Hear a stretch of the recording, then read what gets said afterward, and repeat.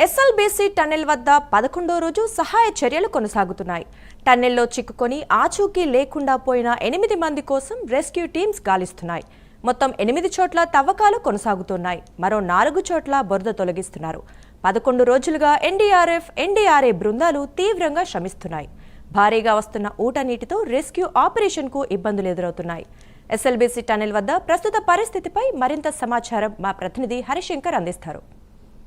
కర్నూలు జిల్లా దోమలపెంట వద్ద ఉన్న ఎస్ఎల్బీసీ ప్రమాద ఘటనలో చిక్కుకున్నటువంటి 8 మంది కోసం గాలింపు చర్యలు కొనసాగుతున్నాయి. 11 రోజులుగా నిరంతరంగా కూడా ఈ యొక్క గాలింపు చర్యలు అయితే చేపడుతున్నారు.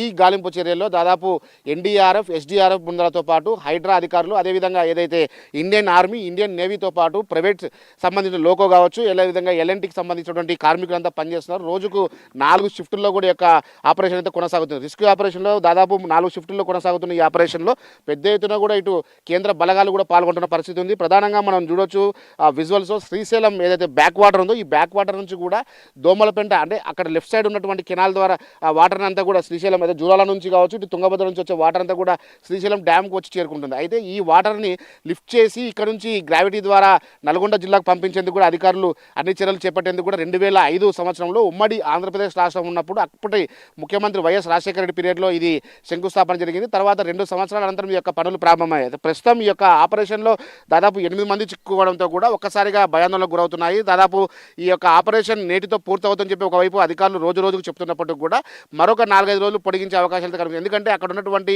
బురద కావచ్చు, ఊట నీటి వల్ల కూడా తీవ్ర ఆటంకాలు ఎదుగుతున్నాయి. అదేవిధంగా టీబీఎం మిషన్ కటింగ్ విషయం కావచ్చు, అదేవిధంగా కన్వేయర్ బెల్ట్ తెగిపోవడంతో కూడా నిన్న సాయంత్రం వరకు ఈ యొక్క పనులు అయితే ప్రారంభమైనాయి. ప్రస్తుతం అయితే ఈ రిస్క్ ఆపరేషన్ సంబంధించి కీలక అప్డేట్స్ అందుతున్నాయి. జీపీఆర్ పరికరం ద్వారా అక్కడ ఉన్నటువంటి 8 ప్రాంతాల్లో కూడా ఈ యొక్క తవ్వకాలు అయితే జరుగుతున్నాయి. అయితే రాడార్ గుర్తించినటువంటి 4 చోట్ల 5 నుండి 12 మీటర్ల మేర బురద మట్టి పేరుకోపోయినట్లు కూడా తెలుస్తుంది. అయితే రాడార్ గుర్తించినటువంటి మరో 4 చోట్ల బురదని మొత్తం తొలగించేందుకు అయితే రిస్క్ బృందాలు పనిచేస్తున్నాయి. గత వారం రోజులుగా సేమ్ సిచ్యువేషన్ అయితే కొనసాగుతుంది. అయితే ఈ యొక్క తవ్వకాలలో ప్రస్తుతం ఎన్డీఆర్ఎఫ్, అదేవిధంగా ఎన్డీఆర్ఐ, సింగరేణి కార్మికులు అయితే పాల్గొంటున్నారు. వీరంతా కూడా భారీగా వస్తున్నట్టు ఊట నీరుతో కూడా ఈ రెస్క్యూ ఆపరేషన్ అయితే మాత్రం తీవ్ర ఆటంకాలు ఎదుర్కొంటాయి. అదేవిధంగా 7.5 HP మోటార్ల ద్వారా లోపల వస్తున్నటువంటి నీటిని మొత్తాన్ని కూడా బయటకు పంపించే ప్రయత్నం చేస్తున్నారు. అదేవిధంగా ఈ ఊట నీటితో అధిక శక్తి గల మోటార్లను ఉపయోగిస్తున్న పరిస్థితి ఉంది. అయితే నేటితో తుది దశకు చేరుకుంటుందని చెప్పి కూడా టీబీఎం కటింగ్ మిషన్ నిన్న జిల్లా కలెక్టర్ చెప్పిన నేపథ్యంలోనే ఈ రోజు నుంచి కూడా ఆపరేషన్ త్వరితగతిన పూర్తయ్యే అవకాశాలు అయితే కనిపిస్తాయి. అదేవిధంగా కన్వేయర్ బెల్ట్ కూడా నేను తెగిపోవడంతో ఈ బెల్ట్కి సంబంధించినటువంటి ఏదైతే ఆ బెల్ట్ కూడా నిన్న సరిచేసి ఈ రోజు ఉదయం నుంచి కూడా ఇది అందుబాటులోకి తీసుకొస్తామో, ఒక్కసారిగా ఈ బెల్ట్ అందుబాటులోకి వస్తే మాత్రం ఖచ్చితంగా అక్కడ ఉన్నటువంటి బురదని త్వరితగతిన తీసేసే అవకాశాలు అయితే కనిపిస్తాయి. మరోవైపు చూస్తే మాత్రం ఈ యొక్క భూ కృపంగన నేపథ్యంలోనే ఏదైతే దాదాపు ఈ యొక్క జిల్లా కలెక్టర్లు కావచ్చు, జిల్లా ఎస్పీలు ఇక్కడ ఉండి పర్యవేక్షిస్తున్నారు. ప్రధానంగా ఈ వాటర్ని అన్నింటినీ కూడా లిఫ్ట్ చేసి 44 కిలోమీటర్ల మేర ఈ సొరంగాన్ని తవ్వడం జరిగింది.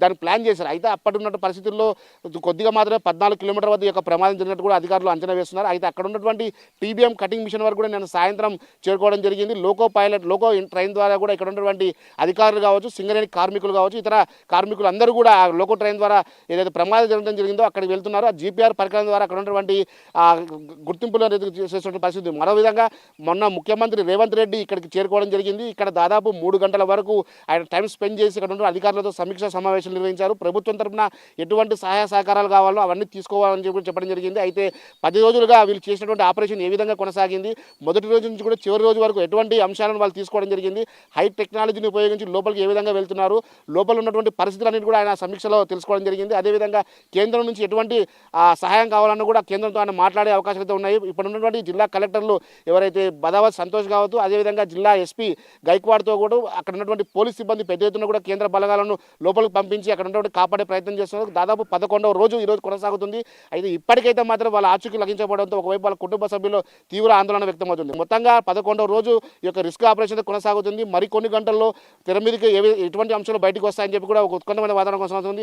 ఇప్పటికే ఇక్కడ ఎవరైతే 8 మంది చిక్కున్నారో వారికి సంబంధించిన కుటుంబ సభ్యులు అయితే మాత్రం దోమలపెంట వద్దకు చేరుకోవడం జరిగింది. ఇక్కడ టన్నెల్ వద్ద వాళ్ళంతా కూడా ఏడుస్తూ వాళ్ళంతా కుటుంబ సభ్యులు త్వరితగతిన బయటకు తీసుకురావాలంటున్నారు. ఇప్పటికైతే ఉస్మానికి సంబంధించినటువంటి డాక్టర్ల బృందం అనేది పోస్ట్ మార్టం నిర్వహించడానికి కూడా సిద్ధమవుతున్నటువంటి పరిస్థితి ఉంది. అదేవిధంగా అక్కడ ఉన్నటువంటి అంబులెన్స్లు కూడా ఇక్కడ రప్పించి వాళ్ళ డెడ్ బాడీలు తిరిగి ఇచ్చే అవకాశాలు అయితే కనిపిస్తుంది. మొత్తంగా